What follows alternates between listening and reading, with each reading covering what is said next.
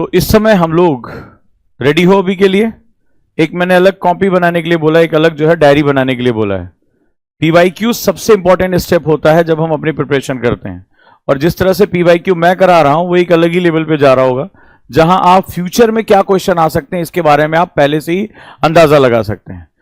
PYQ actually में जैसे मैंने बताया था कि सबसे पहले मैंने आपसे कराया सिलेबस यूपीएससी और आपके बीच में कम्युनिकेशन होता है। वो क्या चाहता है, वो क्या पूछना चाहता है, एक एक शब्द जो कि सिलेबस में रखा गया है उसकी इतनी इंपॉर्टेंस है। अगर उसकी प्लेसिंग की यहीं पर ये क्यों रखा गया, अगर आप उससे ये क्वेश्चन पूछोगे ना तो आपको पता चल जाएगा कि उसके पीछे बहुत बड़ा एक गेम चेंजर इंपॉर्टेंट होता है, एक ट्रेंड एनालिसिस होता है। पीवाईक्यू आपको माइक्रो लेवल पे एनालिसिस सिखाता है। So I think we are the first one जिसने इतने बड़े लेवल पे हम इसको लेके जा रहे हैं। अगर ये 2 स्टेप आपने पूरे कर लिए तो 12 स्टेप की पूरी जर्नी है यूपीएससी की। अगर 12 स्टेप पूरे हैं तो आप लबासना के गेट पे खड़े हो। तो अगले 10 स्टेप वो तो हम लगातार कर ही रहे हैं, जिसमें पहला स्टेप होता है न्यूज़पेपर का, सुबह 7 से 8 गुरु शिष्य दोनों लग जाते हैं सुबह सुबह, ठीक है। और 360 मतलब इस तरह से न्यूज़पेपर किसी ने भी मथा नहीं होगा जिस तरह से हम उसको मथ देते हैं। इसके बाद आंसर राइटिंग, एसपी सर इसके साथ जुड़ चुके हैं, वेबसाइट पे हमने डाल दिया है। इसके साथ साथ ऑप्शनल मैं आ चुका हूं, उसके साथ एसपी सर है। इसके साथ साथ कुछ बहुत अलग डॉक्यूमेंट, डेली टेस्ट देना, तो ये सब कुछ गुरुकुल के एनवायरमेंट का एक पार्ट है। पीवाईक्यू में जैसा आप लोगों ने देखा कि मैंने एक क्वेश्चन को बेस करके मैंने उसको कितना ज्यादा सेगमेंट कर दिया। अगर जिस वे में मैंने आपको नदियां पढ़ना बताया, रिवर्स, आप चाहे माउंटेन्स, रिवर, फ्लड, कोई भी आप चीज ले लो, यकीन मानो आप कभी भी कोई क्वेश्चन उसके बाहर मुझे अगर आगे भी जर्नी में दिखाई पड़े तो मुझे बताना, एक सिंगल क्वेश्चन उसके बाहर नहीं जाएगा। सो आपको इसी वे में पढ़ाई करना चाहिए, क्योंकि 2 चीज होती है, एक मेरा इंस्टीट्यूट मुझे पढ़ा कैसा रहा है, दूसरा मुझे खुद से नई चीज सीखना आता है कि नहीं आता है। जब आप इस पूरी जर्नी में खुद से नई नई चीजें सीखोगे आपके लिए जर्नी बहुत आसान हो सकती है। चलें शुरुआत करें हम लोग पीवाईक्यू की। तैयार हो जाए। अब हमें क्या करना है, हमें एक क्वेश्चन, एक वर्ड, और सबसे इंपॉर्टेंट टॉपिक होता है एसडब्ल्यूसी। एसडब्ल्यूसी उठा लिया और एसडब्ल्यूसी के महारथी बनना है, हैंडल विद केयर। अब देखते हैं कि एक एक वर्ड को हम कितना ज्यादा डिसेक्ट करते हैं, कितना ज्यादा हम उसके साथ काम करते हैं। चलो मिलता हूं मैं आप लोगों से, अभी आ रहा हूं मैं, ठीक है। तो आज क्या फिर से हम क्वेश्चन पे लौट आते हैं।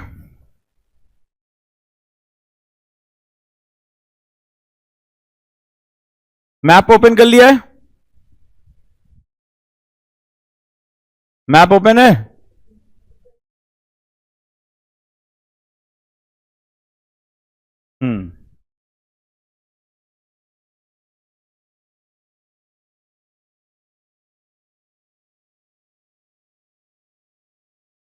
फिर से देखो, अगले क्वेश्चन पे हम आते हैं। तो हमने रिवर्स में बोला था नदियां बह रही हैं, कहां से बह रही हैं, डायरेक्शन क्या है, इसके किनारे कौन से शहर है, कौन से सांस्कृतिक शहर है। अब 2002 का एक क्वेश्चन आया, ध्यान से देखो, the correct sequence of the, Hindi में भी है ये, ठीक है, कोई ऐसा घबराने की बात नहीं है। ऐप पे सब कुछ अपलोडेड है, ढेर सारी मार्केट में पिछले साल के क्वेश्चन पेपर आते हैं, बट मेरा ओरिएंटेशन कुछ और है। मेरा ओरिएंटेशन आपको बेसिकली इस पीवाईक्यू में यह कराने का है कि एग्जामिनर सोचता कैसे है, जो आपका टेस्ट ले रहा है, जो संस्था यूपीएससी टेस्ट ले रही है, वो सोचती कैसे है। वो किसी चीज को, वही बुक, सिंपल बुक आपके पास एनसीईआरटी की होती है, लेकिन आप उसके क्वेश्चन नहीं कर पाते और कोई स्टूडेंट उसके क्वेश्चन कर लेता है। आखिर कैसे ये डिफरेंस क्रिएट कैसे होता है, हम इसके बारे में बात करते हैं। तो चलिए हम एक तरफ से शुरू करते हैं। अच्छा देखो, एक क्वेश्चन 2016 में आया है, मैंने लास्ट टाइम मैप कराया था, नदियों को जोड़ोगे भी, क्वेश्चन आ गया था कि नहीं आया, राइट। अब देखते जाओ क्वेश्चन कैसे होते जाते हैं। तो चलिए हम एक एक करके शुरू करते हैं। हमारा जो अगला क्वेश्चन है उस पर हम सबसे पहले, हमने वेटलैंड तक कर लिया था। वेटलैंड क्या होते हैं याद रखना, अभी आगे जाओगे जर्नी में तुम्हें वेटलैंड कई बार दिखाई पड़ेंगे, जो जो शब्द है वो हमारे साथ जुड़ते चले जाएंगे। तो हमें ना सिर्फ आंसर में नहीं देखना है, हमें क्वेश्चन को ही डिसाइड करना है कि क्वेश्चन की भाषा क्या है, और हमें क्या करना है, इसका एक सुपर फ्लो चार्ट बनाना है, ताकि हम इस पूरी जर्नी में, हम अपने बैच की शुरुआत कर रहे हैं, हम 0 to हीरो में जा रहे हैं, तो हम जब इस पूरी जर्नी में आगे जाएंगे तो इस पूरी जर्नी में हमें क्या क्या चीजें सीखनी है वो हमारे लिए जानना बहुत जरूरी है। तो चलो अब इसके साथ लगते हैं। सबसे पहले हम नमन करते हैं डॉक्टर बाबा साहब अंबेडकर को, और इनके ही कारण से, इनके ही जो है आशीर्वाद से पूरा देश जो है वो एक संविधान के अंतर्गत आगे बढ़ा, ठीक है। इनका एक बहुत बड़ा योगदान रहा, जिससे आज हम, कोई भी अगर हमारे साथ अन्याय होता है तो हम सुप्रीम कोर्ट जा सकते हैं, हम अपने अधिकारों की रक्षा कर सकते हैं। तो बाबा साहब को नमन करते हुए हम लोग आगे बढ़ते हैं। और जैसा इन्होंने कहा था कि शिक्षा शेरनी के दूध की तरह है, जिसने इसका स्वाद चख लिया वो दहाड़ेगा ही। तो शिक्षा जो होती है वो इंसान की सबसे बड़ी ताकत होती है। लेकिन एक बात ध्यान रखना, शिक्षा और साक्षरता में अंतर होता है, ठीक है। यानी there is a difference between education and literacy. Literate तो दुनिया में बहुत लोग हैं, डिग्री ले लिया। शिक्षा हमेशा उद्देश्य परक होनी चाहिए, यानी उसका एक पर्पस होना चाहिए। पर्पस क्या है? मानव के जीवन की उन्नति। बाबा साहब ने यही पूरे जीवन भर किया। अपने जीवन को आगे बढ़ाते हुए, अपनी शिक्षा को आगे बढ़ाते हुए, उन्होंने पूरे देश के लोगों के लिए, उनके अधिकारों की रक्षा करने के लिए उन्होंने ऐसे डॉक्यूमेंट की रचना की जो उनके पूरे जीवन का सार है। और आज जाने कितने हजारों करोड़ों लोगों के लिए वो एक जीवन का आधार है। तो शिक्षा आपको भी जब मिलती है तो आप कोई ना कोई पर्पस ढूंढते हैं। क्योंकि आप यूपीएससी की प्रिपरेशन करने आए हैं तो आपकी शिक्षा का उद्देश्य तय है। क्योंकि अगर आपके पास पावर होगी और अगर वो पावर बिना रिस्पॉन्सिबिलिटी के आती है, so power without responsibility is just like atom bomb and nothing else. तो आपके पास जब आपकी शिक्षा आपको उद्देश्य यानी मकसद देगी, आपको किसके लिए काम करना है, कितना काम करना है, तो यकीन मानिए आप बिल्कुल जो है देश के निर्माण में एक जो है सक्षम भूमिका निभा पाएंगे। और आने वाले समय में जब मानव के सामने सिर्फ मानव नहीं, एक रोबोट भी सामने खड़ा होगा, और ऐसी कंडीशन में आपकी लाइफ का जो पर्पस है वही आपकी लाइफ को सबसे ज्यादा प्रेरणा देगा।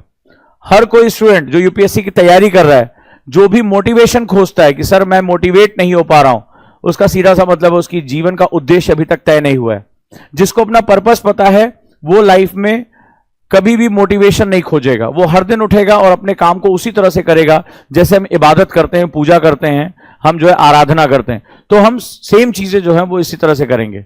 तो जब आप रोज उठे और रोज अपने कर्तव्य के लिए आपको खुद को ढकेलना ना पड़े, आप समझ जाइएगा कि आपके जीवन का उद्देश्य आपको मिल चुका है। और जब रोज अपने आप को मोटिवेट करने के लिए डायरी लिखना पड़े, खुद को जो है मोटिवेशन मूवीज में झोंकना पड़े, तो ये भी आप समझ जाइएगा कि अभी आपको आपके जीवन का उद्देश्य नहीं पता है। और जीवन का उद्देश्य नहीं पता तो सिविल सेवा जॉब नहीं है, सिविल सेवा करियर है। आपको अपने साथ साथ हजारों लोगों की जिंदगी में चेंज लेकर आना है। आपको एजेंट ऑफ चेंज बनना है। आईएएस क्या है? एजेंट ऑफ चेंज होता है, वो परिवर्तन का बिंदु होता है, वो दूसरों की जिंदगियों में चेंज लेकर आता है। तो ऐसी कंडीशन में जो खुद से ही जिसका उद्देश्य क्लियर ना हो, वो आगे जीवन में कुछ नहीं कर सकता है। क्लियर है दोस्तों? तो चलिए आगे बढ़ते हैं। राइट, आगे बढ़ते हैं। अब हम लोग अगला जो क्वेश्चन हम करने जा रहे हैं, राइट, ये है correct sequence of the eastward flowing rivers. तो हमारे पास नदियों के दो क्रम होते हैं, ठीक है। और एक बच्ची वो कहां है? एक और भी है ना, बैठो आप, क्लास की टाइमिंग का ध्यान रखो। Eastward flowing river. अब इसमें यूपीएससी ईस्ट और वेस्ट तो किताबों में दिया हुआ है, यूपीएससी क्या क्वेश्चन पूछेगा जरा एक बार हम इसके बारे में बात कर लेते हैं। राइट, कहता है फ्रॉम नॉर्थ टू साउथ। ये बड़ा इंपॉर्टेंट, यूपीएससी में हमेशा ये मैप बेस्ड क्वेश्चन होता है। तो जो स्टूडेंट केवल पढ़ाई करते समय फैक्ट्स रखते हैं वो एग्जाम में लटक जाते हैं। अब ये कह रहा है ईस्ट फ्लो, तो आप जो कोई भी बुक में जाओगे तो आपके पास दो नदियों का क्रम दिया हुआ है, एक ईस्टवर्ड फ्लोइंग रिवर्स और दूसरा वेस्टवर्ड, पश्चिम की तरफ बहने वाली नदियां। दो तरीके के आपको सिंबल दिए हुए हैं, लेकिन बड़ी मुश्किल है, इसने एक चीज और जोड़ दी। क्या कह रहा है? उत्तर से दक्षिण। और फिर पूछ रहा है उत्तर से दक्षिण में क्रम पूछ रहा है, सीक्वेंस। यानी पढ़ते समय आप कुछ भी याद करके नहीं बोल सकते हैं, you have to follow sequence. ये यूपीएससी प्रीलिम्स में सबसे खतरनाक पॉइंट होता है। यहां तुम्हारी मेमोरी, तुम्हारी मैपिंग, सारी चीजों की परीक्षा हो जाती है, सारी चीजों की परीक्षा हो जाती है। ये आपको ध्यान रखने की आवश्यकता है। अब मान लो कह रहा है सुवर्ण रेखा महानदी गोदावरी कृष्णा पेन्नार बह गई, लेकिन अगर आपको सुवर्ण रेखा महानदी गोदावरी कावेरी बह गई, राइट, तो अभी जितने लोग ऐसे गाल यहां ठोड़ी पे हाथ रख के मुझे सुन रहे हैं, पहले मैप की तरफ देखें, मैप उठाएं और मैप में देखें कि पूरब की तरफ बहने वाली नदियों का क्रम क्या है, फिर उसके बाद नॉर्थ। अब सवाल ये देखिए ध्यान से, मैप कैसे पढ़ते हैं। हमेशा मैप पे ऊपर की तरफ होता है नॉर्थ, ऊपर की तरफ क्या होगा? नॉर्थ। बाएं हाथ करिए, इसके बाद जिधर फेस है वो आपका क्या है? ईस्ट यानी पूरब। ध्यान से देखिए इधर।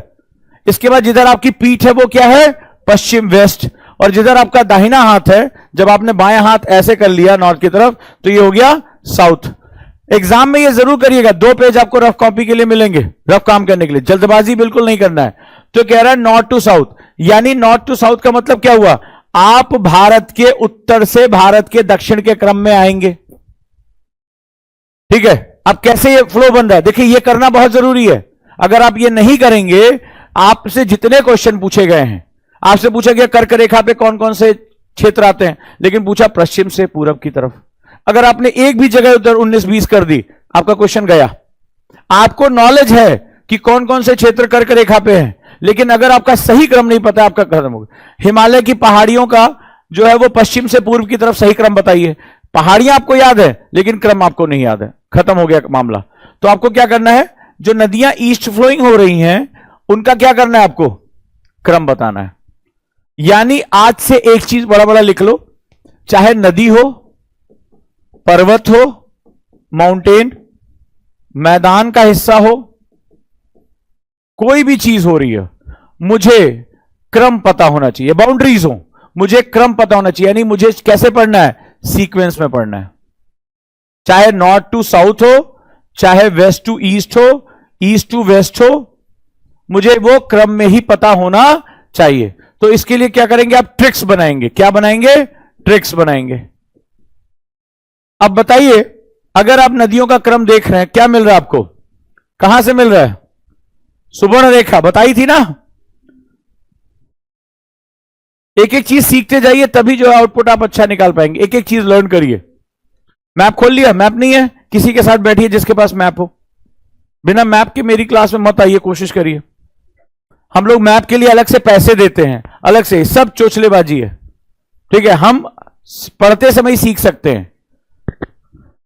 चलिए, आपके पास भी नहीं है, हाँ, तो ये डंडा है ना च्यवनप्राश, पुराने स्टूडेंट को ये मिलता है, आपको अभी तक नहीं मिला ना, आने के बाद मिल चुका है ये, तो दोबारा मिलने के बड़े चांसेस हैं। चलिए बैठिए किसी के साथ, तुरंत के तुरंत इसको खत्म करिए। तो एक चीज आप मुझे बताइए, यूपीएससी अगले साल जब क्वेश्चन पूछेगा, तो ये क्वेश्चन दोबारा तो नहीं पूछेगा, लेकिन वो ये पूछ सकता है कि भारत की में पश्चिम की तरफ बहने वाली नदियों, क्वेश्चन ये पूछा जा सकता है कि नहीं, फोकस हियर। पश्चिम की तरफ बहने वाली नदियों का नॉर्थ टू ईस्ट जो है साउथ क्रम क्या होगा, पूछा जा सकता है। अगर मैं यहां ईस्ट हटाकर वेस्ट कर दूं, और यहां ये नदियों का क्रम हटाकर मैं कृष्णा, सॉरी जो है क्या नाम है, तापी, ठीक है, नर्मदा, माही, लूनी, इन नदियों का क्रम रख दूं, और आपसे पूछूं कि वेस्ट बहने वाली नॉर्थ टू साउथ की नदियों का क्रम क्या, दोनों निकाल के खत्म करो। चलो नोट्स में डालो, एक तरफ लिखो। अच्छा, ये चारों नदियों की खास बात क्या है, ये जितनी भी क्रम दिया है, ये प्रायद्वीपीय नदियां हैं या ये जो है वो पेरेनियल रिवर्स हैं, ये सारी की सारी क्या है, प्रायद्वीपीय नदियां हैं या हिमालयी नदियां हैं, प्रायद्वीपीय नदियां हैं। तो क्या मैं ये क्वेश्चन पूछ सकता हूं, ईस्ट की तरफ बहने वाली हिमालयी नदियों का क्रम क्या होगा, पूछ सकता हूं। क्वेश्चन आया, अभी आगे पढ़ोगे तो आप दिखाओगे, गंगा के दाहिने तट से मिलने वाली नदियों का ऊपर से नीचे का क्रम बताइए, नॉर्थ टू साउथ क्रम बताइए। तुम्हें लगता है कि यूपीएससी वाले कहां से क्वेश्चन पूछ रहे हैं, वो बता रहे हैं कि एक नदी जब किसी कॉन्फ्लुएंस के साथ मिलेगी, तो या तो मैप का मतलब क्या होता है, what is the meaning of मानचित्र। मान का मतलब होता है स्केल, चित्र मतलब जो मैं ऑब्जर्व कर सकूं, जिसको मैं देख सकूं। तो उसके लिए क्या होगा, मानचित्र का पहला डिफिनीशन क्या होता है, दिशा। दिशा ज्ञान यानी डायरेक्शन नॉलेज मेरे मानचित्र का पहला, किसी टीचर ने बताया मानचित्र का मतलब क्या होता है, क्वेश्चन यूपीएससी में पूछा, मानचित्र बनाने की कला को क्या बोलते हैं, 6th class chapter number 4 cartography. लेकिन मानचित्र का मतलब क्या होता है, मानचित्र का मान का मतलब होता है पैमाना, स्केल। चित्र का मतलब होता है जिसका हम रिप्रेजेंटेशन कर सकें। तो किसी चीज के रिप्रेजेंटेशन करने के लिए आपको सबसे पहले किस चीज की नॉलेज होनी चाहिए, दिशा की, डायरेक्शन।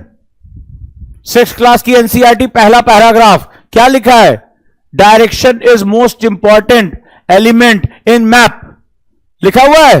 6ठी क्लास का 4था चैप्टर खोलो, पहले पैराग्राफ में लिखा है, आपका ध्यान नहीं गया। तो दिशा की जानकारी बहुत जरूरी है। तो जो लोग मैप पढ़ना चाहते हैं वो डायरेक्शन के मास्टर बने, डायरेक्शन के मास्टर बने।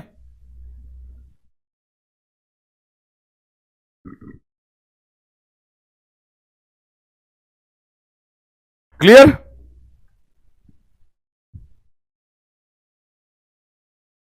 डन। तो भाई यहां पर उसने अपने ही नियम को, यूपीएससी बता रहा है मैं क्वेश्चन क्या पूछूंगा, तुम एक्चुअली पढ़ गलत तरीके से रहे हो। गलती उस बेचारे की नहीं है। 90% लोग जो फेल होते हैं वो गलत डायरेक्शन में ही पढ़ाई कर रहे होते हैं। तो डायरेक्शन की बात आई है तो अक्सर मैं एक एग्जांपल लेता हूं, भाई मुझे मौसी घर जाना है। तो मैंने कहा ठीक है मौसी घर चले जाओ। बोले मैं मौसी घर जाना है। बोले आपकी मौसी कहां रहती? बोले नहीं पता किस डायरेक्शन में। अब मौसी का घर है पूरब में और मैं निकल जाऊं पश्चिम में, मौसी घर पहुंचूंगा? मैं नहीं पहुंचूंगा ना। आप बिल्कुल वही कर रहे हो। सर मुझे आईएएस बनना है। हाँ बेटा ठीक है, कैसे बनना है? नहीं सर मुझे बस आईएएस बनना है। तो ये मामला थोड़ा सा गड़बड़ हो जाएगा। चलो भाई आगे बढ़े। तो डायरेक्शन इज वेरी इंपॉर्टेंट। अब यहां ईस्टवर्ड लिखो, वेस्टवर्ड पश्चिम की तरफ बहने वाली नदियां लिखो, नॉर्थ टू साउथ कर लो। ठीक है, अब यहां पे मुझे क्या पता चल रहा है, ये सारी नदियां कौन सी हैं? पेनिनसुलर रिवर है ना, पेनिनसुलर है। तो मैं हिमालयन नदियों के बारे में बात कर सकता हूं? बिल्कुल। क्यों नहीं कर सकता? मैं क्वेश्चन नहीं पूछ सकता भाई ये गंगा आ रही है, क्वेश्चन आया हुआ है। तो गंगा में दो तरीके से जो है इसकी ट्रिब्यूटरीज मिलती हैं। इसके राइट साइड से कौन कौन सी नदियां आकर मिल रही हैं और इसके लेफ्ट साइड से। सेम वही क्वेश्चन सिंधु के लिए पूछा गया। अगर आज से नहीं सिर्फ 4 साल पहले का प्रीलिम्स का क्वेश्चन पलटो तुम्हें दिखाई पड़ेगा, which of the following rivers Confluence with Indus from the left bank. यह क्वेश्चन है यूपीएससी प्रीलिम्स का। निम्नलिखित में से कौन सी नदियों का समूह सिंधु के बाएं तट से आकर मिलता है?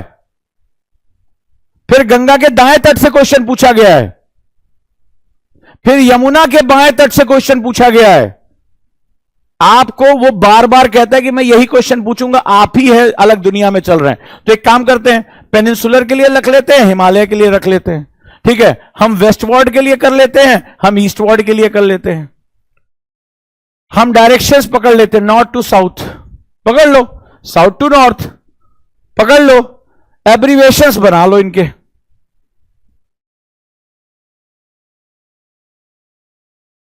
सारी नदियों के शॉर्ट फॉर्म बना लो। हो गया? इसके बाहर क्वेश्चन नहीं जाएगा। अभी आगे बढ़ेंगे फिर तुम्हें अभी जो बोला वही क्वेश्चन तुम्हें फिर दिख जाएगा। अभी हमने आगे रिवील नहीं किया है, क्वेश्चन तुम्हें मिल जाएगा। फिर वो पूछेंगे इसी तरह का क्वेश्चन। मैप किया, स्टिक नोट है, स्टिक नोट लाने के लिए, स्टेपलर लाने के लिए, पेंसिल लाने के लिए बोला था।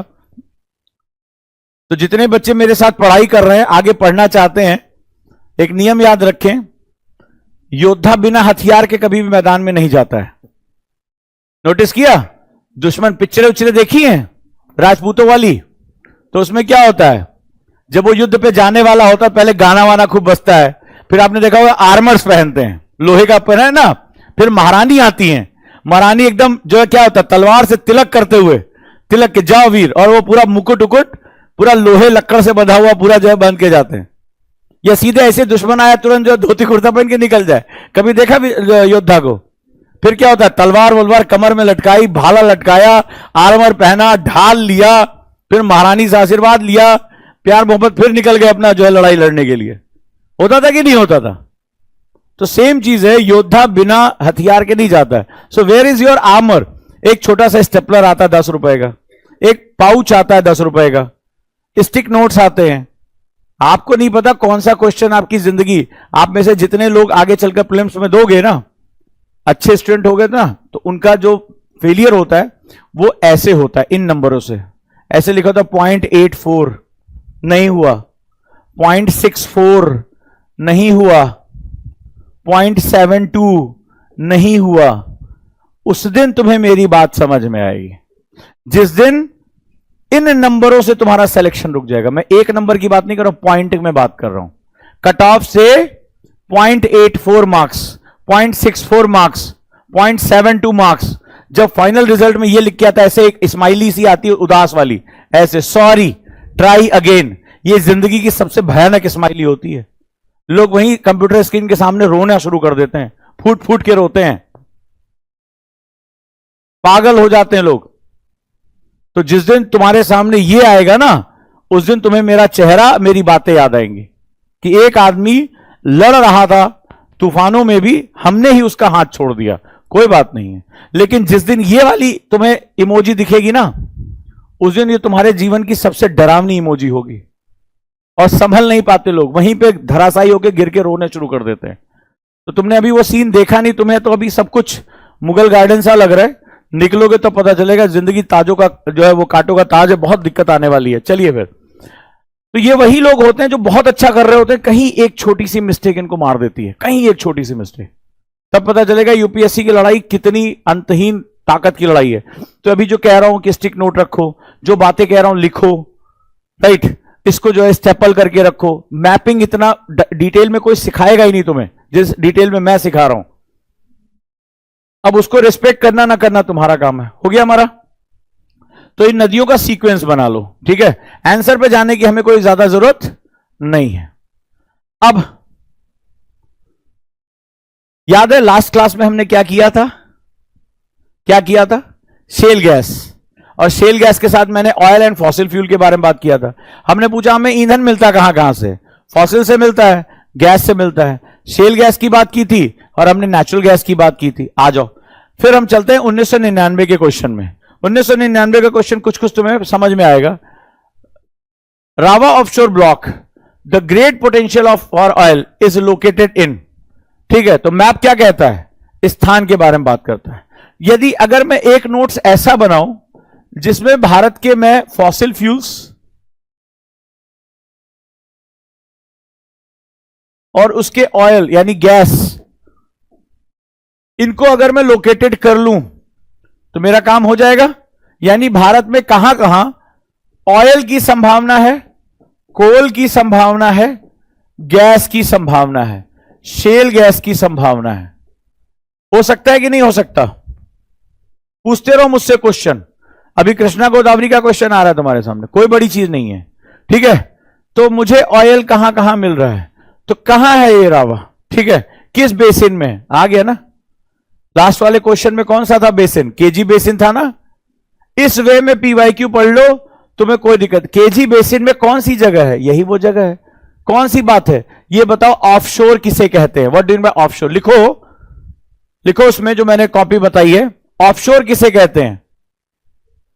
कितने लोगों को नहीं पता कि नोट्स कैसे बनाने हैं? बता दूं नोट्स कैसे बनाने हैं। हम जब भी कोई क्वेश्चन कर रहे हैं, हमारे जो भी नए बच्चे ध्यान रखें, सब्जेक्ट क्या है? ज्योग्राफी।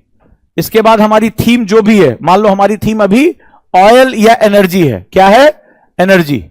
एनर्जी में कौन सी? कन्वेंशनल एनर्जी, परंपरागत।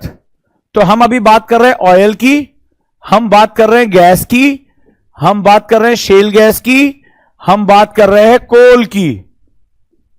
तो ज्योग्राफी में पहला स्कॉलर क्या कहते हैं? ज्योग्राफी मतलब व्हाट, क्या है, वेयर, कहां है। तो सबसे पहले कोल क्या होता है यह पता कर लो। भारत में कोयला कितने प्रकार का होता है? क्वेश्चन ना है तो बता देना अभी, ठीक है। फिर कहां पाया जाता है? मैप कर लो भारत में कोयला कहां कहां है। तो कोयला कोई छुपा के तो गया नहीं होगा, कोयला एक प्राकृतिक क्रम में बनता है। ये क्या होता है? एक फॉसिलिफेरस और मेटामॉर्फिक प्रोसेस है। तो भैया कहां कहां हुई है? कौन से क्रम की चट्टानों में? गोंडवाना। कहां कहां है गोंडवाना? मैप कर लो उसको, खत्म हो गया बवाल। ऑयल कहां पाया जाएगा? ऑफशोर किसे कहते हैं? ऑयल के लिए कौन सी कंडीशन होती है? क्या कंडीशन होती है? अवसादी चट्टानों में। लेकिन बेस कैसा होना चाहिए? आग्नेय होना चाहिए, नॉन परमिएबल होना चाहिए। जब नीचे की चट्टान आग्नेय हो यानी नॉन पोरस हो और ऊपर की पोरस हो, तो इन दोनों के बीच में जब कोई कार्बनिक पदार्थ जमता है, बनता है, उसमें दबाव पड़ता है, मेटामॉर्फिज्म होता है, तो किसमें कन्वर्ट हो जाता है? ऑयल में, ठीक है। तो ये चीजें हमारे देश में कहां कहां है? वेयर, मैप कर लो। नेचुरल गैस क्या होती है? कहां कहां पाई जा रही है? मैप कर लो। आपको ये नोट्स बनाने हैं, छोटे से छोटे पॉइंट्स में इसको जोड़ते जाओ। लास्ट टाइम हमने किया था शेल गैस कहां पाई जाती है, किया था। होती क्या है, इसका मिक्सचर क्या है, इसका केमिकल मिक्सचर क्या है, किया था हमने। ये मैं नहीं कह रहा हूं कि एक दिन में सीख जाओगे, तुम्हें यहां साल 2 साल समय बिताना है, लेकिन सीखना क्या है ये हमें पता होना चाहिए। हम अंतहीन नहीं हो सकते। हम ज्योग्राफी पढ़ रहे हैं। क्या पढ़ रहे हो? ज्योग्राफी पढ़ रहे हैं। अभी पूछ लूं मेसो पढ़ रहे हो, माइक्रो पढ़ रहे हो, या जो है वो मैक्रो पढ़ रहे हो? हाँ, ये कौन सी ज्योग्राफी है? इकोनॉमिक्स पढ़ा थोड़ा, ज्योग्राफी गलत टीचर आदमी है, उजांग सर कुछ नहीं जानते। बताओ ज्योग्राफी मेसो माइक्रो पूछ रहे हैं? हाँ भैया तुम ही तो विद्वान हो।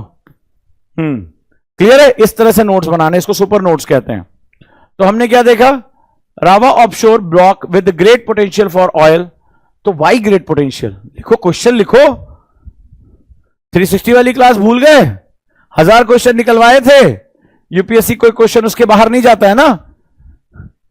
तो लास्ट टाइम हमने क्या बात की थी? सफलता उन्हीं को मिलती है जिनका माइंडसेट सफलता का होता है। सफलता तुम्हारे घर नहीं जाएगी। So first create your mindset.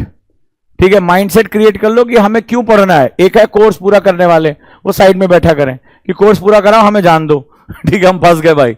और एक है जिनको सिलेक्शन लेना है हर हालत में। ये माइंडसेट तैयार कर लो, चीजें बहुत अच्छी हो जाएंगी। तो भाई सवाल है, वाई ग्रेट पोटेंशियल? आइडेंटिफाई करो। ये क्वेश्चन रॉक्स में आएगा। Which kind of rocks, which kind of geomorphic structures create oil? Mains का क्वेश्चन है भैया मेरे। किस प्रकार की भू आकृतियां खनिज तेलों के लिए सर्वाधिक उपयुक्त होती हैं? ये मेंस का क्वेश्चन है। सऊदी अरब में तेल क्यों पाया जाता है इतना? हमारे यहां पाया जाता, मजा आ जाता। तो कौन सा रॉक स्ट्रक्चर है? अभी इसको शेयर करा दो। ठीक है, अभी ठीक है, डन है, हो गया। लोकेटेड, लोकेटेड मतलब तुमसे कह रहा है कि जब बाबू तुम क्लास में पढ़ रहे थे तो तुमने टीचर से केवल छपाई की थी या उसको मैप पे देखा था? तो जरा अभी एक होमवर्क उठाओ, चलो। मैप पे भारत के ऑयल रिजर्व्स, भारत के ऑफशोर्स, भारत का गैस मैप कर लो, मैप कर लो। कहां मिलेगा? ऑक्सफोर्ड में नहीं मिलेगा, ऑक्सफोर्ड में नहीं मिलेगा। ये आप जब जाएंगे एनसीईआरटीज में, तो एनसीईआरटी में संसाधन भूगोल करके एक है, पढ़ाया था संसाधन भूगोल। अब मैं तुम्हें आज एक रहस्य की बात बताऊं, ये ऑक्सफोर्ड मैप का काम खत्म हो गया, छोटे बच्चों की है। ध्यान से देखोगे, ये 6 क्लास के लिए है, कभी ध्यान से पढ़ना है इसको। ये 6 क्लास के लिए, और तुम लोग मानसिक रूप से तो 6ठी क्लास के बराबर ही हो, शरीर बड़ा हो गया। चलो खैर, फिर भी देखते हैं। तो आपको मैं एक मैप ऐसा बताने जा रहा हूं जिसके बाद ये सारे क्वेश्चन तुम्हारे टिप पर होंगे। बता दूं? बता दूं? पक्का? ये बच्चों की किताब है जो तुम लोग खोलते हो, इसमें मिलता भी नहीं होगा। ढूंढ रहे होगे कहां ऑफशोर है, कहां खनिज है। बता दूं? पक्का? पढ़ोगे? बताओ कौन सी किताब है? लिखो, ज्योग्राफी थ्रू मैप्स, के सिद्धार्था, हिंदी इंग्लिश दोनों में। एक समय जब यूपीएससी प्रीलिम्स में मैप बेस्ड क्वेश्चन आते थे, चित्र देके पूछ लेता था। हाय, ये किताब जबरदस्त, ज्योग्राफी थ्रू मैप, भूगोल मानचित्रों के द्वारा। बहुत से राइटर्स ने उसके बाद कॉपी की। ये के सिद्धार्थ की बुक है। मृदुला मैडम हुआ करती थी, वो बहुत बढ़िया जो है उन्होंने उस समय ज्योग्राफी तैयार की थी। के सिद्धार्थ के नाम से बिकती थी क्योंकि वो मेंटर थे, लेकिन इसको तैयार किया था मृदुला मुखर्जी ने, और बहुत ही जानी मानी वो विद्वान थी। मैं पर्सनली उनसे मिला हूं, और बहुत ही मतलब जिसे कहते हैं कि अब तो शायद बहुत ओल्ड लेडी हो चुकी हैं, लेकिन बहुत ही विद्वान। ज्योग्राफी थ्रू मैप्स, मैप से मोहब्बत हो जाएगी तुम्हें। हाँ भाई, ऑनलाइन वाली मुझे नहीं पता, मेरे पास जो एडिशन है उस पर काम। तो इन्होंने ना इतना छोटे छोटे पार्ट्स, मतलब जो तुम्हें सोच रहे हो, जो न्यूज़पेपर में आ रहा है, एक एक मैप पे एरो बना बना के बता दिया, यहां ये है, यहां ये है, यहां ये है, यहां वो है। The best book, best book. एक समय इसकी तूती बोलती थी, मतलब इसका कोई ऑप्शन ही नहीं था। और जिसने, इस बच्चे ने इस बुक को नहीं पढ़ा, वो यूपीएससी में आगे जा भी नहीं सकता था। तो मुझे लगता है किसी ने भी तुम्हें बताया नहीं है। तो ये जो क्वेश्चन है ना, ये तुम्हें छोटे बच्चों की तरह लगेगा। आप जाओगे एक ही जगह रिसोर्स में जाओगे, सब कुछ तुम्हें वहां पका पकाया मिल जाएगा, उसको खा पी के खत्म कर दो। के सिद्धार्था, एक समय ज्योग्राफी में इनका ये लीजेंड बोले जाते थे।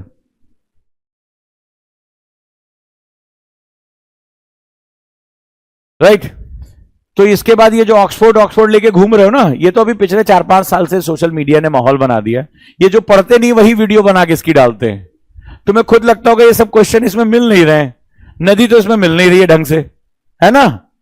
खुद को गाली देते हो, ओजांग सर बोल रहे हैं मिल कहां गई, रिसोर्स नहीं मिल रहे हैं, ये नहीं मिल रहा है। अच्छा ये नहीं मिल रहे होंगे तुम्हें, ठीक है। और इसमें ये है ही नहीं है किताब, ये तो छोटे बच्चों की, ये स्कूल में पढ़ाया जाता था। फिर ऑक्सफोर्ड वालों ने पैसा दिया, फिर सोशल मीडिया पे चल गया। तुम चूंकि जो सोशल मीडिया बोलता वो तुम लोग के लिए अच्छा है, तो कुछ 2-4 बकैत जो 4 बार फेल हुए थे वो तुम्हें ज्ञान देके चले गए कि Oxford and Orient black swine is very good. ये छोटे बच्चों की किताब है, स्कूल में पढ़ाई जाती है। आप ज्योग्राफी थ्रू मैप ले लेना, जब उस किताब को जाके दुकान पे 5-10 मिनट खड़े होगे, किताब खरीदना मत, जाके पहले यही आगे जाओगे लाइन में, पांडे बुक डिपो है, जब अशोक विहार पहुंचोगे, ठीक है, आगे थोड़ा सा आगे बढ़ोगे, किताब को 15 मिनट खाली खड़े होकर पहले पलट के देख लेना, जाते खरीद मत लेना, और 15 मिनट ध्यान से पहले किताब को पढ़ना, ठीक है। जैसे नाटमो है, नाटमो ने तुम्हें सारी जानकारी दे दी, इन्होंने क्या किया, उसको प्रेजेंट कर दिया है, ठीक है, उसको प्रेजेंट कर दिया। नाटमो के पास जो ये बुक है मेरी नाटमो, ये जो गवर्नमेंट की है, इसने सबसे अच्छी इंफॉर्मेशन दी है। आज की जब मैं वेजिटेशन पढ़ाऊंगा नाटमो में, तो आप पीवाईक्यू खाली खोल के बैठना, कहोगे एक भी क्वेश्चन बाहर नहीं जा रहा है। लेकिन इन्होंने क्या किया, बहुत इजी वे में प्रेजेंट कर दिया है। जैसे कोई एक जगह ले ली और जगह में जितनी भी चीजें हैं जो क्वेश्चन आए हुए हैं, उसको उन्होंने ऐसे ड्रॉ करके सब कुछ समझा दिया और छोटे छोटे फ्रैक्शन में बता दिया। अच्छा, आजकल के बच्चे क्या होता है, पतली किताबें चाहते हैं, इसी चक्कर में वो पतले हुए चले जा रहे हैं, सिलेक्शन वलेक्शन हो नहीं रहा है, नैरो मार्जिन पे खत्म हो गए। तो ये किताब बहुत काम की है, बहुत काम की है तुम्हारे। अरे ये सब पहले बता दे, मैं तो बोल के आया था चैलेंज कर लो, फ्री पढ़ाऊंगा उसके बाद, ठीक है। ये किताब तुम्हें मिल तो जाए, ये सिर्फ एक ही आदमी के पास मिलेगी, वो जो किताबों को अपनी जान से ज्यादा प्यार करता है। चलो आ जाओ। List 1 and list 2 are at the select the correct answer while using the codes given below the list. 1919 का क्वेश्चन है, कुछ फिर से वही क्वेश्चन है। देखना जो हमने चार्ट बनाया था उसके बाहर कुछ जा रहा है क्या, कह रहा है कि दोनों को मैच करा दो। तो पहले मैचिंग के क्वेश्चन खूब आते थे। अच्छा, मैंने कहा था जब कोई नदी होगी तो उस पर कोई ना कोई डैम या मल्टीपर्पज प्रोजेक्ट होगा, याद आ रहा है कि इस तरह से पढ़ लो, इसके बाहर तुम्हें कुछ नहीं पढ़ना है। अब देखो क्वेश्चन कहां से आया, देखो कह रहा है कावेरी नदी, इसके ऊपर कौन सा डैम है। तो हर नदी जब बहेगी तो मुझे उसके पानी को कंट्रोल करना है। मानव का जन्म ही कंट्रोल करने के लिए हुआ भाई, ये पूरे संसार को कंट्रोल करना चाहता है हमेशा से। The controlling nature is the human nature. तो भाई साहब वो नदी को बहने देगा, तो ये इसने क्या बना दिया, डैम बना दिया।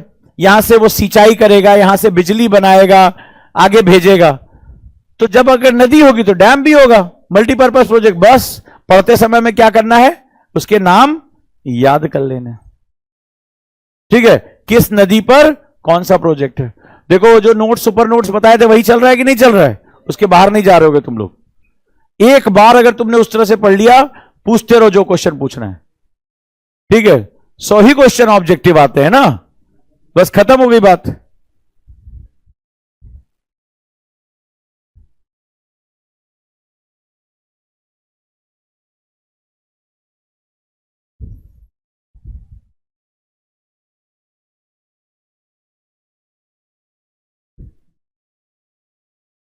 फिर क्वेश्चन अगला पूछा है, फिर 1997 का क्वेश्चन है। क्या कह रहा है, कह रहा है Almaty dam is on the river. इसके ऊपर भी नाम लिखा हुआ है? दिख रहा है? ये भी 1999 का क्वेश्चन है। अब देखो किस तरह से क्वेश्चन पूछते हैं। अलमाती डैम है, किस नदी पर ये डैम है? सिंपल से क्वेश्चन है, कोई बहुत बड़ी चीज नहीं है, ये आराम से काम होता है। आपको बस डैम के नाम याद करने। अच्छा एक और चीज है, अगर साल 2 साल में कोई बहुत चर्चा में आ रही, जैसे नर्मदा डैम, नर्मदा डैम चर्चा में क्यों आया, तो उसके ज्यादा पूछे जाने की संभावना है। जैसे 3 जॉर्ज डैम चाइना का, जैसे होवर डैम अमेरिका का। भारत में अगर कोई डैम, अभी आपको पता है ना कौन सा डैम भारत और पाकिस्तान के बीच विवाद का कारण बन गया है? लिखो क्वेश्चन, किस नदी पे बन रहा है। तो जो चर्चा में है वो पर्चा में है। पर्चा बोले यूपीएससी का पेपर, ठीक है, तो ये बताओ इस समय कौन सा डैम है जो भारत और पाकिस्तान के बीच में चर्चा का विषय, वर्ल्ड बैंक की भारत ने भी हाथ में जीत हासिल कर ली है।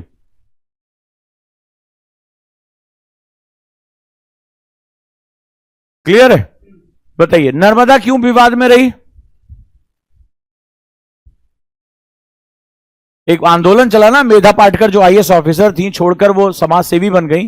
नर्मदा बचाओ आंदोलन, मेरे मुंह से जो निकल रहा है वो आप नहीं लिख रहे हो तो आप परेशान हो। नर्मदा बचाओ आंदोलन मेंस में पूछा जा चुका है। तो अगर हाल ही में कोई डैम चर्चा में आया है, जैसे लिखते जाओ, डैम्स के नाम बता रहा हूं। थ्री जॉर्ज डैम दुनिया का सबसे बड़ा ग्रेविटी डैम है। हूवर डैम, करवेचर डैम है। पुरानी टहरी जो किस नदी पर है? पुरानी टहरी डैम किस नदी पर है? किस नदी पर है?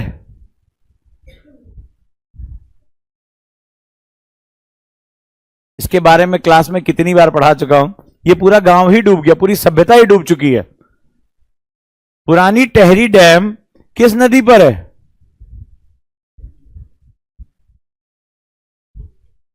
लिखो क्वेश्चंस।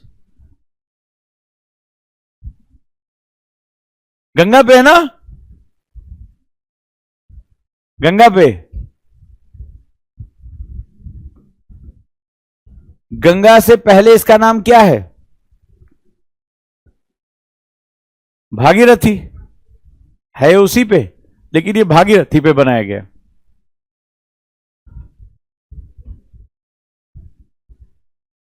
लिखो, भारत पाकिस्तान के बीच में सिंधु और उसकी सहायक नदियों पे डैम्स के नाम बताओ। क्वेश्चन पूछा जा सकता है। कश्मीर चर्चा में है। इंडस एंड देयर ट्रिब्यूटरीज, क्योंकि उस पर जैसे ही भारत डैम बनाता है पाकिस्तान भाग के वर्ल्ड बैंक चला जाता है। तो वर्ल्ड बैंक कौन है? वर्ल्ड बैंक, हालत देखो क्या हमारे नेताओं ने कर दी। हमें अपने देश में डैम बनाना है, वर्ल्ड बैंक आर्बिट्रेटर है, थर्ड पार्टी आर्बिट्रेशन है। हम डायरेक्टली उस डैम पे बांध नहीं बना सकते, हमें वर्ल्ड बैंक से पूछना पड़ेगा। ये हालत है हमारी। चलें आगे।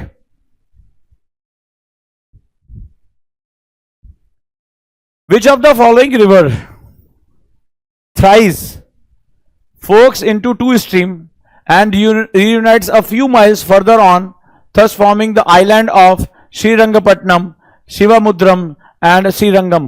बताओ भाई, कौन सी ऐसी नदी है? कहता है thrice forks into two stream, दो नदियों को वो क्या करती है? काटती है। चलो बताओ भाई। हाँ, and reunites a few miles further on, thus forming the islands of Srirangapatnam. Srirangapatnam इतिहास में भी बहुत महत्वपूर्ण है। कौन सी जगह थी श्रीरंगपट्टनम? किसकी राजधानी थी? कौन सा किला था? श्रीरंगपट्टनम का नाम कब आता है? जब टीपू सुल्तान का नाम आता है। क्या हो गया तुम लोगों को? एक संधि है, ट्रीटी है। क्या हो गया भाई? ज्योग्राफी में ज्योग्राफी पढ़ेंगे, हिस्ट्री नहीं पढ़ सकते हम हैं?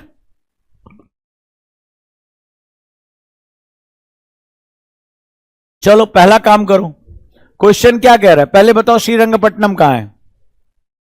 शिव समुद्रम कहां है? बहुत फेमस नाम है शिव समुद्रम।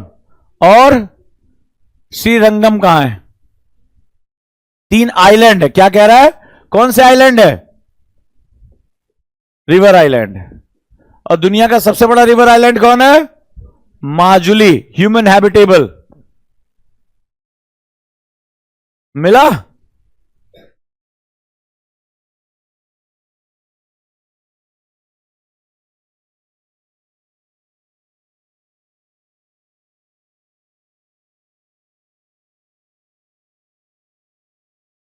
कौन सी नदी तीन बार दो धाराओं में विभाजित हो जाती? तीन बार फट जाती है वो नदी वहां से, और कुछ मील आगे जाकर पुनः मिल जाती है। तो मैंने आप लोगों को ब्रेडेड टोपोग्राफी बताई थी। ब्रेडेड टोपोग्राफी बताई थी। जब नदियां बहती हैं, देखो इसको, तो क्या होता है? ये कह रहा है ऐसे दो पार्ट में डिवाइड हो गई, तो इनके बीच में क्या बन जाएगा? आइलैंड। फिर ये कह रही है कॉन्फ्लुएंस करती हैं, फिर ये मिलती है। और ऐसा वो कब करती हैं? 3 बार करती हैं। This is known as braided topography. तो कह रहा है ये कौन सी नदी का फीचर है? अब मैंने बताया था ना, नदी बहेगी तो नदी 3 जगह से होकर गुजरेगी। याद आ रहा है वो चार्ट जो मैंने बनवाया था? उसके बाहर क्वेश्चन नहीं है। तो मैंने बताया था जब पहाड़ों पे बहेगी, या जब वो मैदानों में बहेगी, या जब वो डेल्टा में जाएगी। तो जब नदी मैदानों से होकर बहती है तो कुछ नदियां विसर्ग बनाती हैं, लेकिन कुछ नदियां ब्रेडेड चैनल्स बनाती हैं। तो ये क्या कह रहा है? 3 आइलैंड बन रहे हैं इसमें, जिसमें श्रीरंगपट्टनम, शिव समुद्रम और श्रीरंगम द्वीप, 3 तरह के द्वीप बनते हैं। तो पूछ रही कौन सी नदी है ना मजेदार? तो कौन सी नदी है? अब तुम्हारा ध्यान रहेगा कि भैया किसी तरह से नदी का नाम याद कर लें। यहां पर क्या है? आपने सबसे पहले आइलैंड्स के नाम देखे। अब तुम्हें इन तीनों के फीचर्स निकालने, शिव समुद्रम क्या है, श्रीरंगम क्या है और श्रीरंगपट्टनम क्या है, इनका हिस्टोरिकल वैल्यू क्या है, इनकी इकोलॉजिकल वैल्यू क्या है। क्योंकि अगर ये रिवर आइलैंड है यानी नदी द्वीप है, तो भैया बहुत अच्छा खासा ये क्या होंगे? इकोलॉजिकल सेटअप होंगे, इकोलॉजिकल सेटअप होंगे। श्रीरंगपट्टनम की संधि के बारे में आप जानते ही हो, ट्रीटी ऑफ श्रीरंगपट्टनम। नहीं जानते? पढ़ो, क्वेश्चन लिखो। Why it is important in history, specially modern history. Modern history में आधुनिक भारत में क्यों महत्वपूर्ण है? टीपू सुल्तान से इसका क्या संबंध है? Why it is related to the Tipu Sultan. देखो हमारी स्टूडेंट है वर्षा गौतम, 1996 का क्वेश्चन है ये, 1996, राइट। इससे पहले भी ये जो श्रीरंगपट्टनम है हिस्ट्री का क्वेश्चन है। फिर इसके बाद हमने क्या देखा? नदी की ब्रेडेड टोपोग्राफी क्या होती है? ब्रेडेड टोपोग्राफी, कौन कौन सी नदियां ब्रेडेड टोपोग्राफी बनाती हैं? ब्रह्मपुत्रा बनाएगी जब वो नीचे कम ढाल पे रहेगी। कब नदी ब्रेडेड टोपोग्राफी बनाती है? आगे की तैयारी करो ना, इसको रट के क्या मिल जाएगा? हो गया। तो इसका मतलब है जो मैंने कहा था कि नदी अपनी यौवन अवस्था में यानी यंग, मैच्योर और ओल्ड में जो जो फीचर्स बनाती है, अगर मैंने उसको याद कर लिया तो क्या होगा? बहुत हमें फायदे हो जाए। अब एक काम करते हैं, आंसर इज, मान लो फॉर एग्जांपल कावेरी है, ठीक है, कावेरी।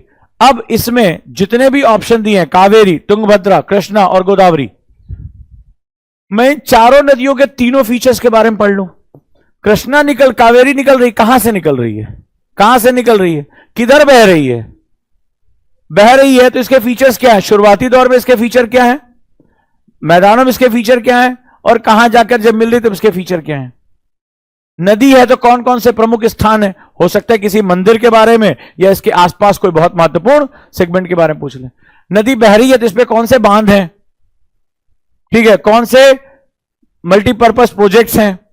हो सकता है कावेरी, अभी आगे जाओगे मींस में क्वेश्चन आएगा, क्योंकि कावेरी 2 राज्यों के बीच में सबसे बड़े विवाद का कारण है। और 1 बार नहीं, 2 बार नहीं, 3 बार क्वेश्चन आया हुआ है, जिसे कहते हैं कावेरी जल विवाद। तो एक बार पूछा है कावेरी जल विवाद को सुलझाने के लिए जो ट्राइब्यूनल बनाया गया उसकी पावर्स क्या है? फिर कावेरी जल विवाद का कारण क्या है, किन 2 राज्यों के बीच में है? तो ये क्वेश्चन यहां से फिर आएगा। तो उसमें बताया था नदी है तो कोई ना कोई बवाल होगा, तो बवाल देख लो, क्या किसी सीमा से होकर बहती है? किन 2 राज्यों की सीमा से होकर बहती है ये? और केरला आई, जरा मैप पे देखना केरला किधर है, ठीक है। कर्नाटक पहले पड़ेगा या केरला पहले पड़ेगा? हाँ,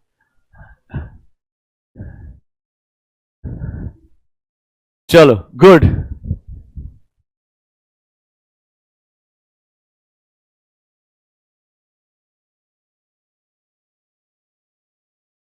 तो आप इन तीनों जगहों के बारे में पता कर लें क्या है, ठीक है। भगवान रंगनाथ के मंदिर वाले तीर्थ स्थान है तीनों द्वीप, इसीलिए बहुत महत्वपूर्ण है ये। दे आर द पिलग्रिमेज, ठीक है। आ जाओ नेक्स्ट। तो तीनों नाम याद हो जाएंगे। अब पिलग्रिमेज है, किस भगवान की पूजा होती है? भगवान रंगनाथ। भगवान रंगनाथ किससे जुड़े हुए हैं? तो पूजा तो हवा में नहीं करेंगे। दक्षिण भारत अपने मंदिर वास्तु के लिए जाना जाता है। क्वेश्चन आया हुआ है, तो ये बताओ इन मंदिरों का वास्तु क्या होगा, आर्किटेक्चर क्या होगा? चलो लिखो लिखो लिखो लिखो लिखो, चलो चलो चलो चलो चलो।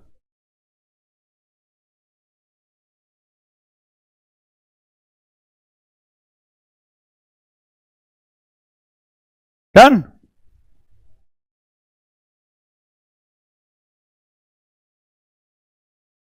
अरे यार थक गए अब तो।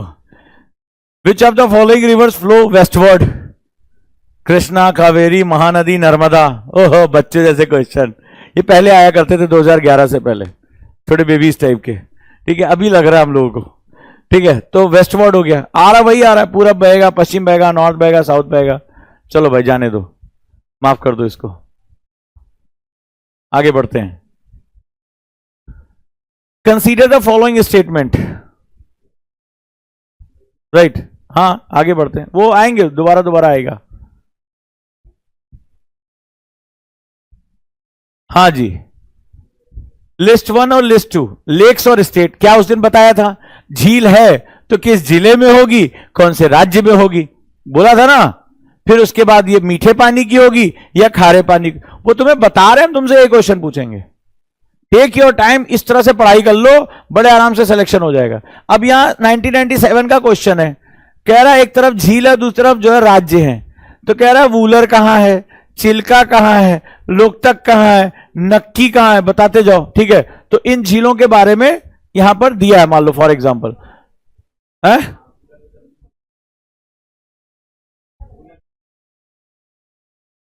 अरे इसको देख लो ना, ये टाइपिंग मिस्टेक हो सकती है, कोई बड़ी बात नहीं है, कहीं ना कहीं तो सही होगा। आ जाओ, इसीलिए हम दोनों आर्मर्स लेके चल रहे हैं।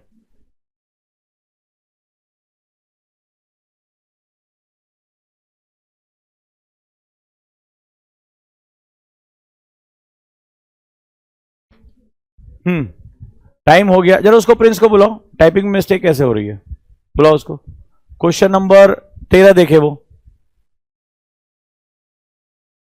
तो चलो तुम झीलों के नाम तो निकालो, तो लिखो भारत की, और मैंने इसके आगे बताया था झीलों के प्रकार, उसमें पानी का प्रकार। ये 13 क्वेश्चन चेक करो तो ये गलत कैसे हो रहा है, जो मुझे दिया है इसमें, जो टाइप पहला वाला PYQ, जो आगे चेक करो।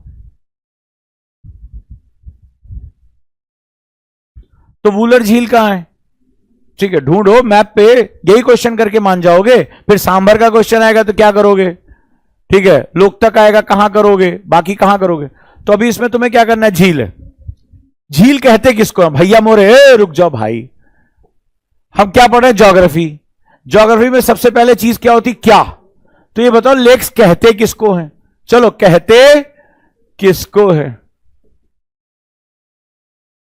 लैटिक या लोन्टेक? बोथ। क्यों? झीलों में पानी बहता नहीं है क्या? जब क्रॉस होगी उसके अंदर से रिवर, तो उसके अंदर एक स्ट्रीम भी तो आएगा। सारी झीलें जो हैं वो केवल और केवल जो है रुके हुआ पानी थोड़ा ना होता है।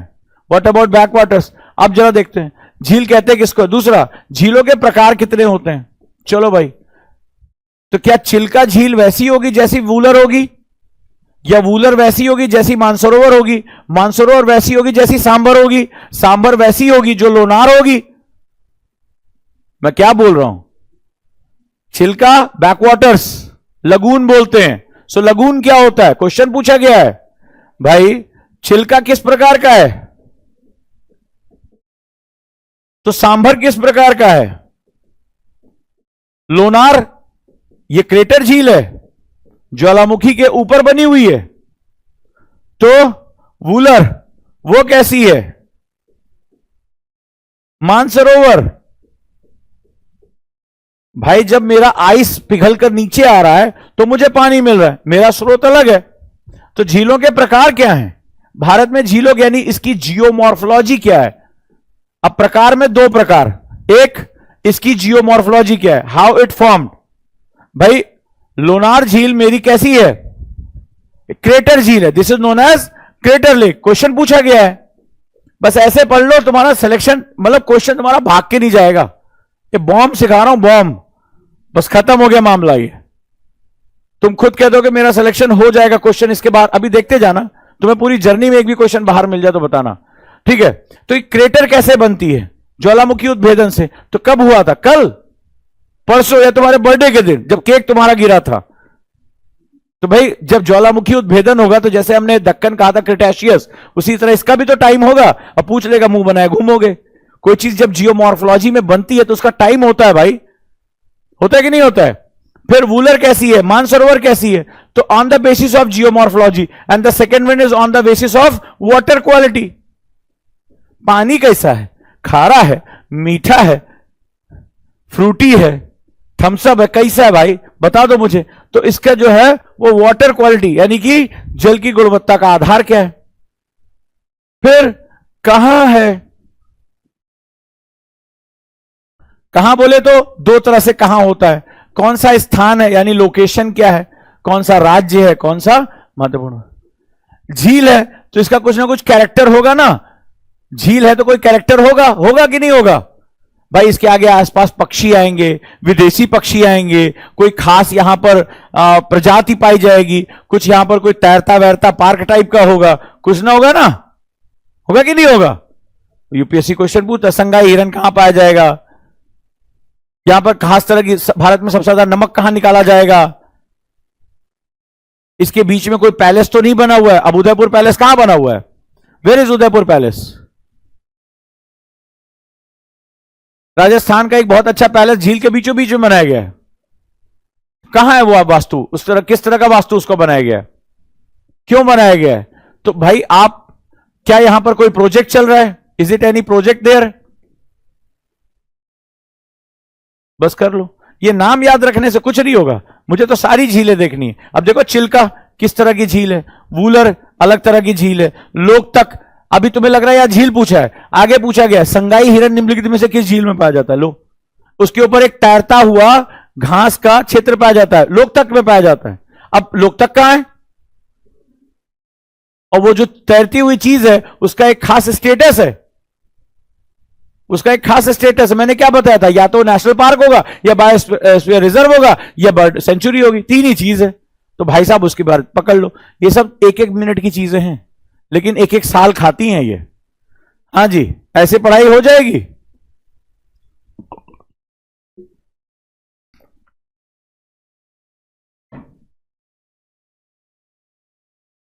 यूपीएससी खोल के देखो, क्वेश्चन बाहर नहीं जाएगा।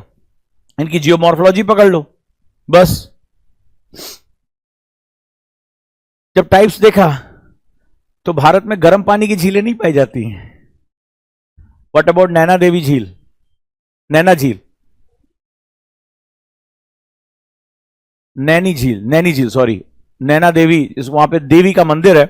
जब आप हिमाचल में जाते हो, हाँ ये यहां उत्तराखंड वाली बात नहीं कर रहे हैं, तो वहां एक झील पाई जाती है, नैनी झील। एक और भी है, वहां पर भारत का पहला 5 मेगावाट हाइट, वो क्या नाम है, थर्मल पावर प्लांट लगाया जाता, थर्मल। तो वहां पे क्या होता है, देवी का चमत्कार मानते हुए लोग ऐसे चावल डालते हैं, पक के निकल आता है, इतना गर्म पानी है। तो वहां पर क्या होगा, जियो थर्मल एनर्जी, क्या बोलते हैं उसको, जियो थर्मल एनर्जी। एग्जाम में पूछा गया भारत का पहला जियो थर्मल एनर्जी प्लांट कहां लगाया गया है? तो जाओगे वहां तो तुम्हें नैना देवी नाम है वो, ठीक है, नैना देवी झील। सो 5 मेगावाट का जियो थर्मल प्लांट लगाया जा रहा है वहां पे। जियो थर्मल मतलब पानी के गर्म होने से बिजली पैदा होगी, वो भाप में कन्वर्ट होगी, टरबाइन चलेगी और बिजली पैदा होगी क्लीन एनर्जी के फॉर्म में। तो क्या भारत में गर्म पानी की झीलें नहीं है? क्वेश्चन नहीं आ सकता? बिल्कुल आ सकता है। क्या भारत में ग्लेशियर लेक्स हैं जिसका पानी फ्रीजिंग पॉइंट्स पे है? How many glacier lakes are India? क्योंकि इसकी जियोमॉर्फोलॉजी कड़ाही की तरह होती है, ये लटकती हुई जीभ स्टाइल में कहते हैं, उसको बोलते हैं हैंगिंग टंग्स। हाँ जी वर्षा जी, जब ग्लेशियर नीचे चलता है तो लटकती हुई घाटी बनाता है ना, बनाता है कि नहीं बनाता है? भारत में कौन सी झीलें ग्लेशियल झील्स हैं? मतलब पानी जमा भी है, बह भी रहा है, दोनों है। उसने ब्रिटानिया 50-50 खा लिया था। हाँ जी। तो क्या मीठा पानी, खारा पानी, बस यही झील है? गर्म पानी और ठंडा पानी नहीं हो सकता है भाई। भारत बहुत अद्भुत है। सो लिखो glacial lakes, identify the glacial lakes, जिसका पानी जमा भी है और तरल भी है। बड़ी खास झील है भारत की।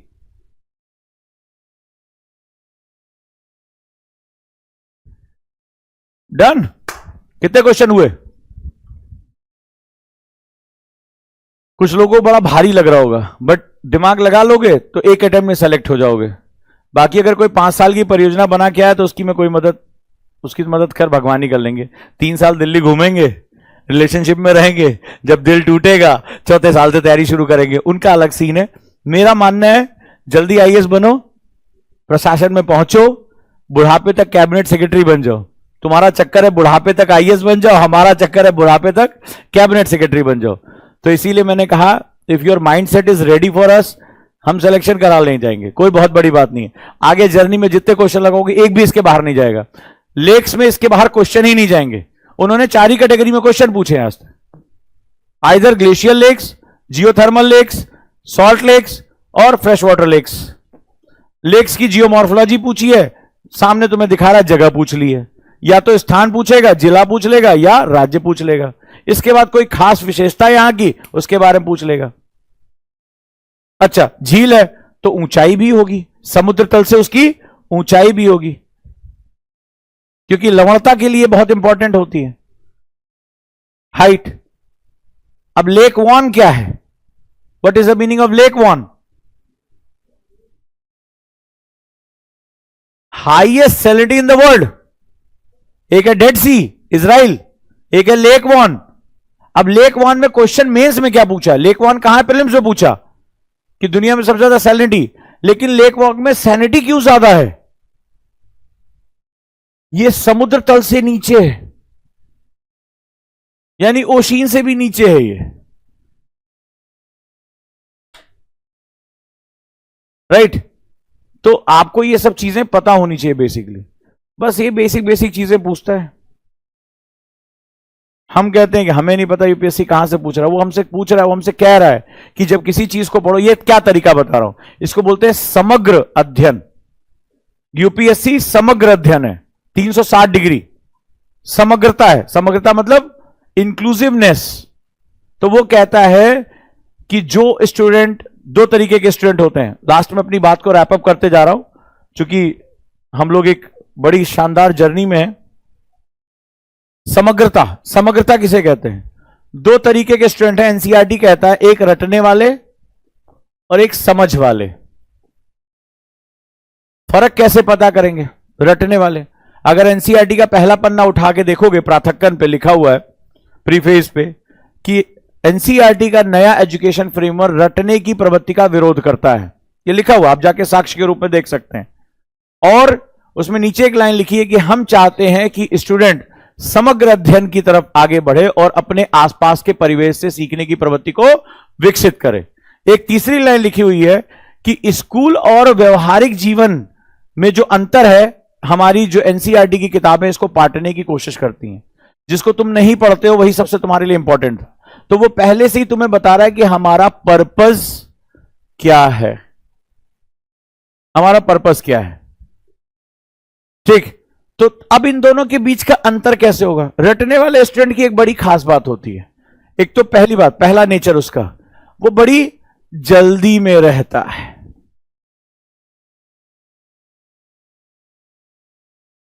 ठीक, इसको मैं पैराशूट स्टूडेंट कहता हूं।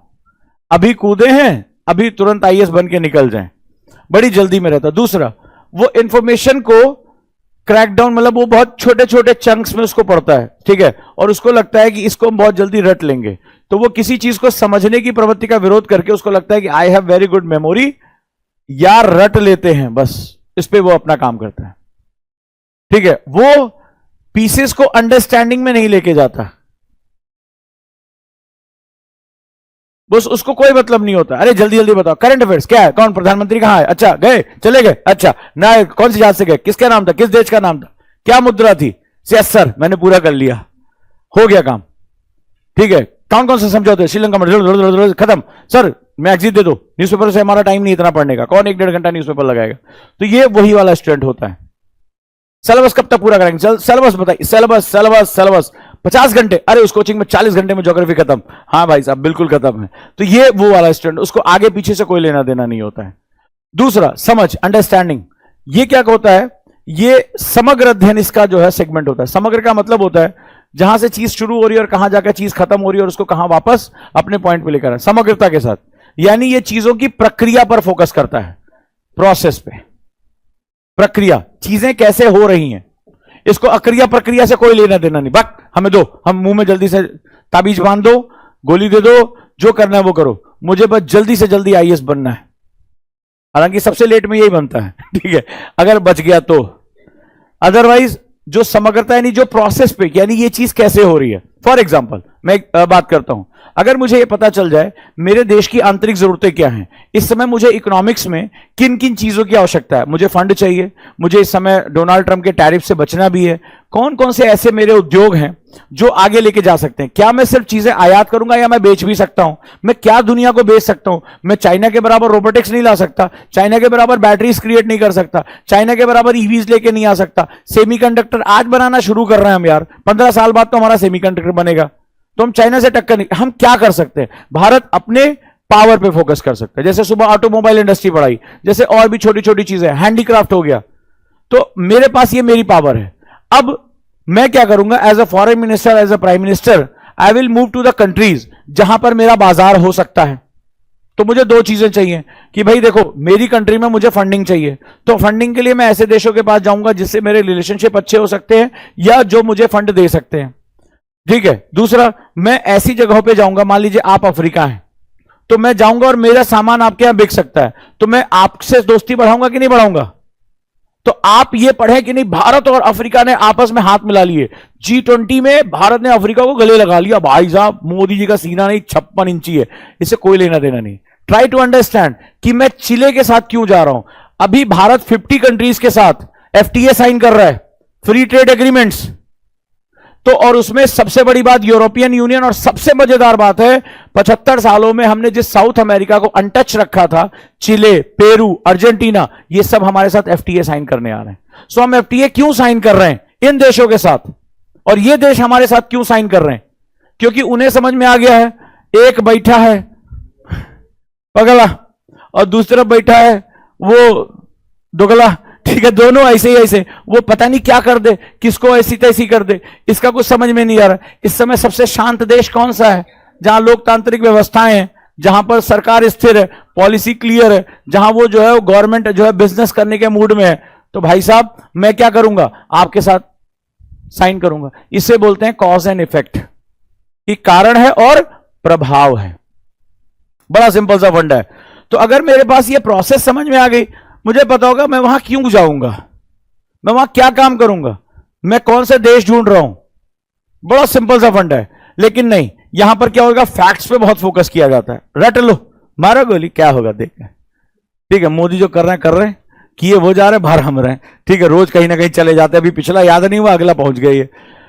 और ये स्टूडेंट फैक्ट से ज्यादा कॉज एंड इफेक्ट पे फोकस करता है। तो ये अंतर होता है। तो जो मैं आप लोगों को करा रहा हूं वो समग्रता करा रहा हूं, कि आप एक समग्र वे में देखो कि तुम्हारा 2026 में एग्जाम देना, 25 में तुम्हारी झील बदल नहीं जाएगी। ये 1991 में झील यही थी, वो तुमसे कह रही कि बाबू तुम नहीं पढ़ पा रहे हो, कि हम झीलें कई तरह की होती हैं, हमारा जो है स्ट्रक्चर कई तरह का होता है।